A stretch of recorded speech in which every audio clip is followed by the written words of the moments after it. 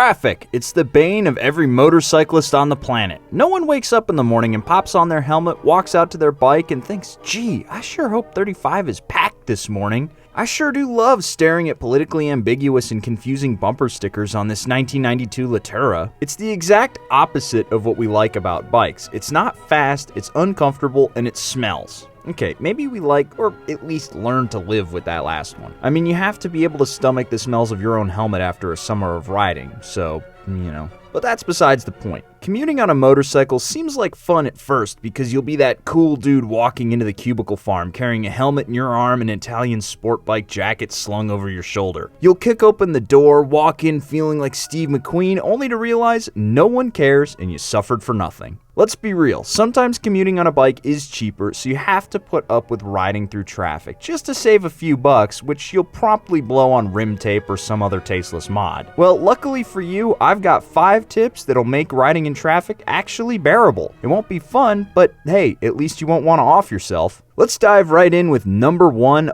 buy lighter gear.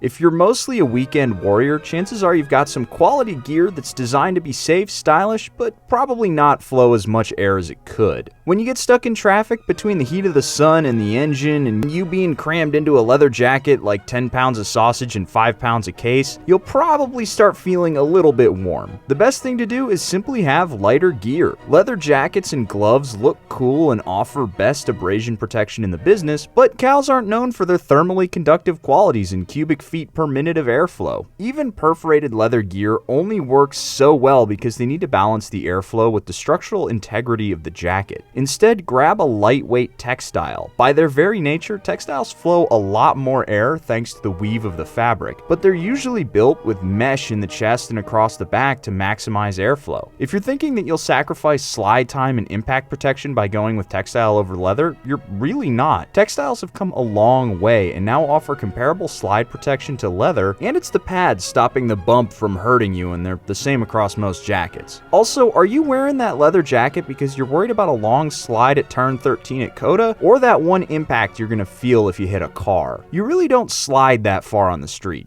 Just saying. Also, you can get textile gloves that have leather palms and mesh backing with the same level of protection and more articulation with better feel on the controls. Same with boots and pants. Personally, I suck it up and wear perforated leather boots, but they do get really toasty, and you know my thoughts on pants. An added bonus of switching from leather to textile is the materials are physically lighter, so you won't be carrying as much weight on you while you ride. If you're looking for some lighter commuter gear to replace that old stanky stuff you used this season, click that link down below and check out the all-new YN Moto shop. We've got jackets, gloves, boots, helmets, and more. Personally, I've been wearing the Speed and Strength United by Speed, which is the worst name for a solid jacket I've ever seen. It's comfortable with a Kevlar backing, pads, and a ton of airflow. I rode in it all summer here in Austin, and it legitimately became my go-to jacket for daily riding. Or maybe you want to get yourself some parts for your bike so you can upgrade it during the winter. We've got you covered there too. The new Bike Finder will allow you to put in your year, make, and model and pick out parts specific for your bike. If you want to get in your last minute entries for the FTR, which is wrapping up in 2 days, use the code 3XFTR1200 for triple entries to win on every dollar you spend. Now, while we're talking about gear, one way to make traffic less insufferable is to mod your helmet. I'm not suggesting that you take a drill to your lid and cut a bunch of speed holes in it, but you might want to consider taking off your face shield. Since I tend to wear dual sport style helmets, when it gets hot, I just pop off the face shield and wear goggles. You get all the airflow you could possibly want, keeping your head cool, and if you're wearing earplugs while you ride, which you really should, it's not going to make it significantly louder. That being said, you will be able to hear horns, sirens, and old men shouting at clouds a lot more clearly. If you're thinking about getting a helmet specific for commuting, I would highly recommend a dual sport helmet. They tend to be lighter than sport bike helmets, but they're just as safe. To give you an idea, I own 3 helmets, a Shoei RF1200, an AGV AX9, and a Bell MX9 MIPS. The Bell is the cheapest and it comes with an ECE sticker and the MIPS slip plane.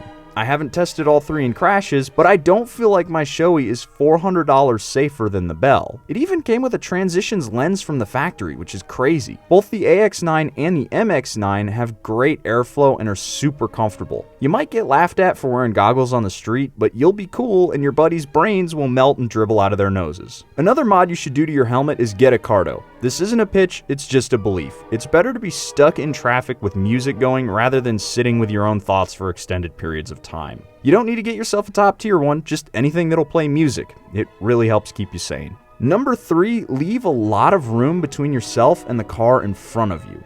It's pretty simple, just don't ride up the butt of the car in front of you. The first thing that this will do for you is increase your braking distance if the car in front of you jams on their brakes. Normally on a motorcycle, you can see over most sedans and through the windows of SUVs in front of you, but even so, you can't predict when a driver in front is going to drop their Crunchwrap Supreme on the floor and stamp on the brake before the 5-second rule expires. If you're right behind that car, you don't have time to react, but if you leave some space, you can come to a nice safe stop and quietly contemplate the various places the driver may shove their floor taco. The second reason is so that you don't have to keep coming to a stop and working your clutch, which can be a pain after a while. It'll require having some good slow speed balance, but after a while, it's just like second nature. Leave enough room in front of you so that when everyone comes to a stop, you can keep rolling slowly to catch them. Use that rear brake to keep the bike stable, and if you're lucky, you'll be able to keep the bike rolling with just idle throttle and no clutch. Occasionally, you will need to feather the clutch if people slow down too much, but I just turn it into a game and see how long I can go without coming to a stop. Part of the reason stopping in traffic sucks so bad is that both you and the bike will get crazy hot, so keeping yourself moving means constant airflow. Your fans will probably kick on, but you won't be stuck in a cloud of 200-degree air. Now, occasionally, you will get some true smooth-brained cager who thinks that moving 1 or 2 car lengths up by cutting into that space you leave is going to save them a bunch of time, and when that happens, just slow down and rebuild the gap. Number 4, don't wear a backpack. Nothing sucks more than being stuck in traffic with a heavy-ass backpack weighing you down and digging into your shoulders, blocking the airflow from the back of your jacket, and pressing your laptop's power cord deeper and deeper into your kidneys. I used to wear a backpack when I commuted to my office job, and it was the worst thing I ever did. It made me loathe getting on my bike at the end of the day. But the solution was really simple. Get a tailbag. Tailbags are great, man.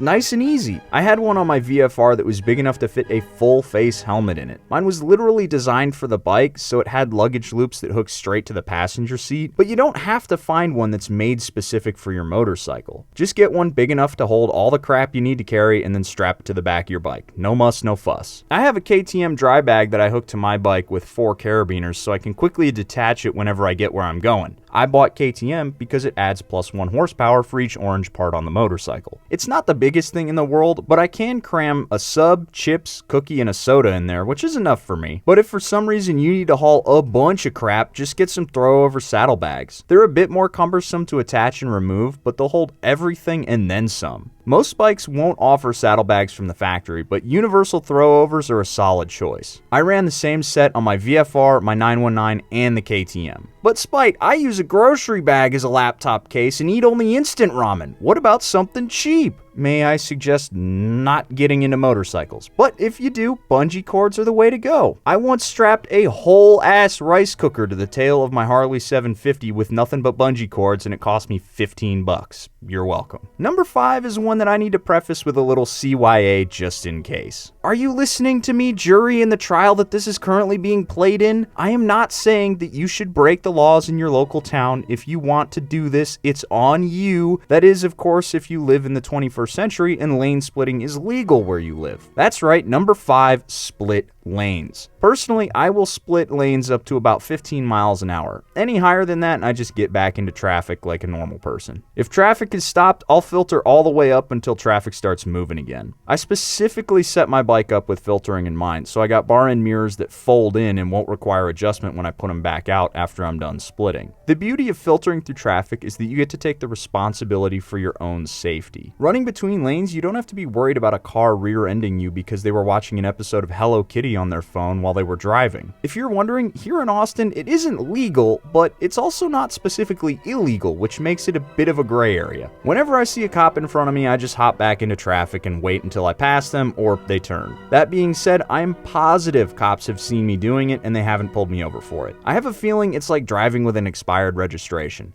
No one cares until you get pulled over, and then it's like another $100 fine on top of the ticket. But then again, I ain't much for book learning and I's law dumb, so you best check with your local laws. But when you do it for the first time and you realize how much better your life is, you will never stop filtering. You've been warned. Fact: to ensure the Queen receives her food on time, the clocks in the royal kitchen at Windsor Castle are set 5 minutes ahead. Goodbye.